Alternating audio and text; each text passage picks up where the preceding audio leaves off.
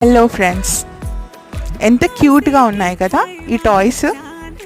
చెడు వినొద్దు, చెడు మాట్లాడొద్దు, చెడు ఆలోచించొద్దు అండ్ చెడుని నమ్మొద్దు అని మనం మనస్ఫూర్తిగా నమ్ముతాం.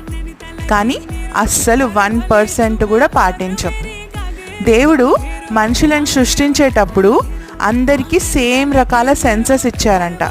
కానీ ఆ సెన్సెస్ని ఎంత సెన్స్తో వాడుకుంటామో దాన్ని బట్టి మన ఇంటెలిజెన్స్ బేస్ అయి ఉంటుంది.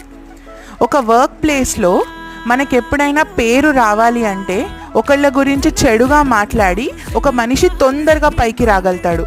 కానీ ఎవరికైతే ఎథిక్స్ ఉంటాయో అతను ఇంకొక పర్సన్ని కింద దింపేసి తన మీద ఎక్కి పైకి వెళ్ళాలని ఎప్పుడు అనుకోడు. తనకి ఒక వే క్రియేట్ చేసుకుంటాడు, తనకు ఒక పాత్ క్రియేట్ చేసుకుంటాడు అండ్ ఆ పాత్లోనే తను గ్రో అవుతాడు. That is true success.